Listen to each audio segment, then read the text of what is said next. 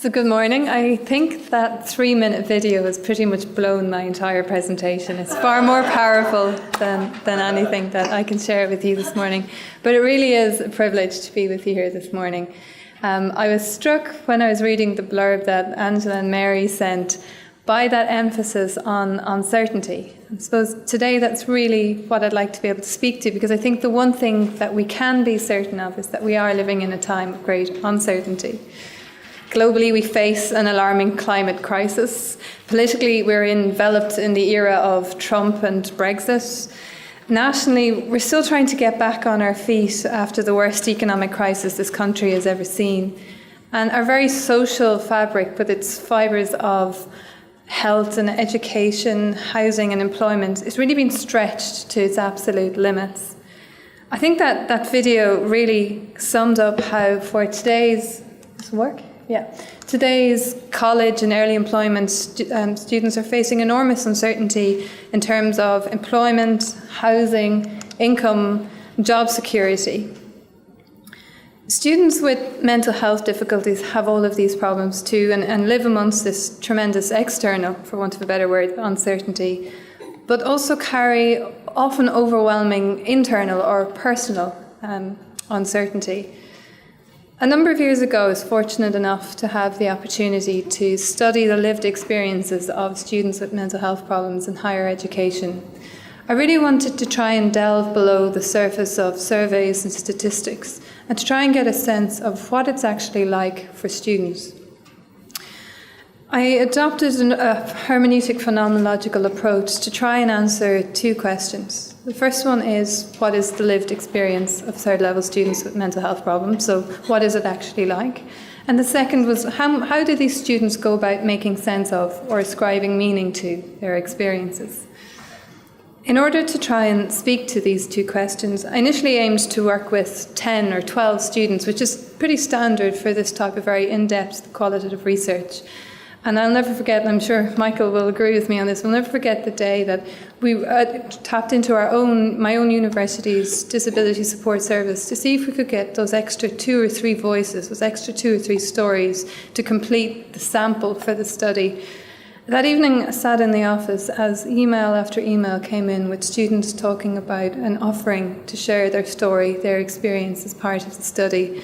In the end, instead of the 2 or 3 that I'd hoped for, I ended up getting 23, which ultimately added a year onto the work, but also left me with, in the end, 27 extraordinarily rich descriptive accounts of what it's like for students with mental health difficulties. One thing that I was really concerned about going in to meet with the students was the fact that I didn't have an interview schedule. Like anyone who's done research, we like to have clipboards and interview schedules and questions. It makes us feel safe. But I really went in with just one question, and that was, what is it like for you? Can you tell me a little bit about you and your experience? I had thought that this might lead to very long silences, but it had the opposite effect. Students spoke and spoke and spoke so eloquently about their experiences. What it really showed me, and I think it's something that many of the students wrote back later to comment on, was just how rare it is to find a space in this world where they, or even we, can tell our story from beginning to end without interruption or curtailment, without an agenda, or fear that what we might say might be used against us afterwards. What students shared was an extraordinary insight into what it's like to live with what they most frequently described simply as it. It often had a clinical name like schizophrenia or anorexia nervosa or depression, but each student described their very unique and very personal journey through and with it. They spoke about how hard it is to come to terms with it, the challenges of living with it, and also what the struggle to move on from, or more often with it. Ella was one of the many students who described the uncertainty of living with it. She described herself as a ticking time bomb. There's always a chance I'll go bad again. There's a chance I'm going to pass this down to my children. Being mentally ill is difficult for me. It's difficult on my parents. It's difficult on my partner. It has a negative effect on everyone around me at one time or another. She said, I think to deny that it's going to be there forever is to turn your back on a tiger. It's not about recovery, it's about managing. It's about accepting it and learning how to manage it and learning how to deal with it and to predict it, and in a way to predict the unpredictable. Farrell, was very much like living with that tiger. Sophie recounted the first time she came face to face with the uncertainty of her situation and the feelings of fear and powerlessness that this left her with. She talked about how, as a kid, I used to very much feel like a protagonist in a novel, and I used to feel like no matter what happens, I'll have something to pull out of the bag, and everything will work out happily ever after. And I remember as the months went on, as a young 14 or 15-year-old, sitting there thinking, there's no one coming on a white horse to save me. Do you know what I mean? And it really was a slap in the face. It was the first time I realised that I could be in serious trouble because there was no help in sight. I didn't know how to help myself. I was just stuck. There was a real feeling of powerlessness, which I wasn't used to at all. She said, for me as a young person, it was the first time I was not equipped to handle what came my way, and that was a very frightening feeling. Adriana was a student who described a lot of trauma and uncertainty in her early life, often at the hands of those who were supposed to take care of her. By the time she got to adolescence, she was really running into problems, and she was attending a variety of different mental health services. But she spoke about this particular turning point as being the moment she realised it's about accepting. I think first of all, it's accepting that this is your life, and secondly, figuring out that it's actually just you who can fix it. She said that they, mental health professionals, can only help you when you're in their office, and that you have to get your shit together. Like, as harsh as that sounds, you need to do this yourself. Living with uncertainty was a very lonely experience for Adriana. Sarah was another student who described the struggle to try and come to terms with it, and particularly the injustice of it. Throughout our 2 interviews, she wondered a lot, what's happening to me? Why is it happening? Why me? As well as what it might mean for her future. Is this my life? Is this what my life is going to be like? She said, if it's been like this for this long, it's probably something I'm going to have for the rest of my life. And that, I feel, is really hard to come to terms with. It's hard to think that my life will be like this. It's hard for me to understand, why does my life have to be like this? Why me? I really don't understand why some people experience this and some people don't at all. I find it so hard to comprehend. Why do I feel like this, and why someone else might go through life without ever experiencing it? I don't understand that. I don't think it's fair, you know. This injustice, the unfairness of it, is something that a lot of students really struggled with and spoke about quite a lot. And I think Millie talked about it a lot as well. For Millie, she was diagnosed with schizophrenia while she was still in secondary school. And she said, it's something that I'm still trying to make sense of. I haven't been able to completely understand why it happened. What did I do? I'm not like any overly religious person or anything, but it was kind of like an anger towards God or anything. What did I do to deserve it? Kinsey was another student who described quite a frightening and traumatic experience of psychosis. He said he experienced it, but also spent quite a considerable time in hospital afterwards. And he said that he left hospital with this sense that my leg was broken, and that it was fixed again, and it was just making sure that I didn't break it again. Kinsey's hospital admission, actually it's important to say as well that these are all pseudonyms, but I'm sure you take that for granted. Each student pick their own pseudonym. And he said that his hospital admission kind of spanned most of his college summer holidays. And so he was discharged just a few days before he was due to return to college. He described how he went back into college and tried to get on with things just as if nothing had happened. He said, it never really properly clicked with me, the immensity of just what happened, you know. And the thing is, I didn't even tell any of my friends about it. I constructed all these lies as to where I'd been for like 7 weeks and stuff, just because I was like, I firmly avoided the truth. So he went back to college and threw himself in and carried on, but he described as the weeks went by how things began to pile up on him. The words he used, and I thought it was such a powerful phrase, is that he became an internal cacophony of stress. Eventually he reached a point where he couldn't keep moving forward, and so he had to take time out of college. He came back the following year, and when I met him, was doing really quite well. And he said that Anyway, he described how, looking back on it, I walk out of hospital on that Friday and immediately think, okay, I'm totally cured. That was a crap 7 weeks. That's it. I'm done. I'm out. But as I'm sure you know, episodes of mental health aren't sorted out that easily. He said that coming back this year, it was always kind of overhanging a little bit because I was kind of worried the same thing would happen again and then it would be that bit worse. That overhanging, that tiger that Ella talked about, was something that featured time and again in the students, that presence of it in their lives. Most of us, when we're faced with unfamiliar experiences, look around to others who might have gone through it too, to help us, to guide us through the uncertainty. Of course, students who experienced mental health problems did this too, and it worked. It was a bit of a double-edged sword. For some students, it was more a negative thing than a positive thing. And Sarah, who I've spoken about already, she said, I'm still figuring out who I'm supposed to be.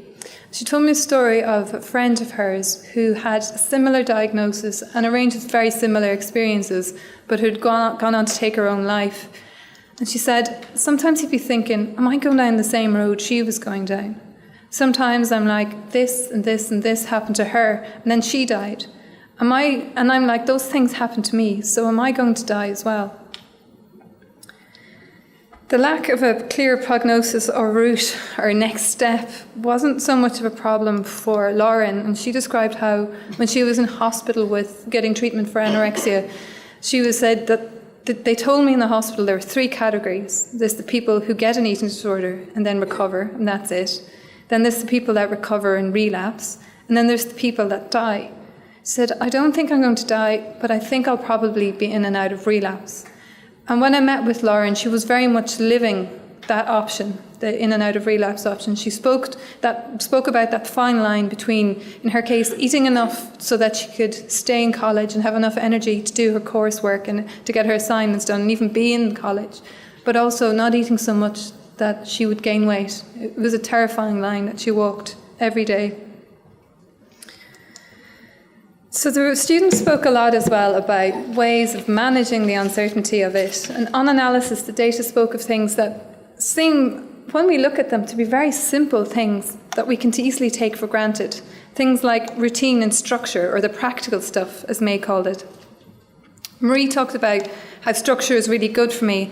And when her mental health and a lengthy hospital admission forced her to take time out of college and the routine that college offered, she said she had to get really good at making plans and schedules. So many of the students spoke about how the very simple act of structure and routine helped them keep that stress at bay. Another thing that the students described as invaluable was the support offered by their various colleges and universities. John was a student who experienced a lifetime of adversity. In his childhood, he experienced emotional, physical and sexual abuse, neglect. He left school early with this sense that he was slow, as he put it. And through sheer will and determination, he went back at a later stage, went back to education, got his leaving cert, went into a college access course, and when I met him was in the second year of his honours degree. And throughout our 2 interviews, he spoke time and again about how valuable the support that was available to him was. He said, I also put his success down to the people around me too. I really believe in support. I'm merely an individual that can't function without the help of other people. He said, he told the story about, I guess I really suffer from low self-esteem. And having low self-esteem going into the university access course, I really felt I wouldn't be able for it. But even whatever work I handed in, or whatever I did, or whatever I was really struggling with, I always got positive feedback. I was always told throughout the whole year that you're intelligent, you are brilliant, you can do it, I know you can do it. I cannot remember once hearing that you're not capable of it, or you can't do it, or you're slow, or you shouldn't be here. I never heard that once. I suppose hearing those words, positive words, for 9 months, and I say to myself, actually, people see me differently. I can do this, And it made a big difference. I think, Anne, you mentioned about this earlier, is that it's often the little things, the positive feedback, the kind words, that make such a difference for students who are like John. Millie was another student who kind of summed up quite nicely what a lot of students said when they were talking about the value of knowing that support was there when they were going through uncertain times. Said just having the comfort of knowing that it was there. Social support, those are two words we hear so much of, and I think they've become quite dried out, that we don't even really can fully gauge how much of a determining factor they are in how much a student flourishes or flounders. John, I'm going to go back to again because I think he's a really good example of how challenging it can be if you don't have that very basic family or social support. He said that deprivation or abuse are too nice of words to describe what we went through. And he talked about the impact of not having that social support all the way through his college career. I still carry a lot of that from my upbringing. Going through that impacts your mind.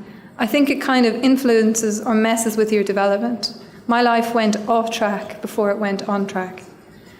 And I think when I was looking at this last night, I actually realised I've picked two negative quotes, when really so many of the students spoke about how invaluable, particularly parental support, was to them. It was kind of a safe haven, reassurance, consistency during extremely uncertain experiences and times. Alicia said, it terrifies me the thought of people who have to go through it, like without strong family support. I don't know how they do it. It's terrifying to think about it. And one final thing that came through in the analysis that particularly surprised me was the number of students who described the many things that they do to help others, to ease others' suffering, and to make a contribution to their worlds that often weren't all that kind to them. Mary, for example, spoke about how helping people in some small way, even if you can help one person, if you could change one person's life, then it will all have been worth it. She was talking about the challenge of trying to get through college. In her case, she was a postgraduate researcher. She was talking about studying psychology and how she really wanted to be able to help one other person and hopefully help them avoid what she had gone through.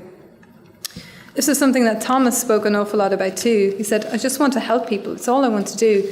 And he talked about how much meaning this gave to him in his life.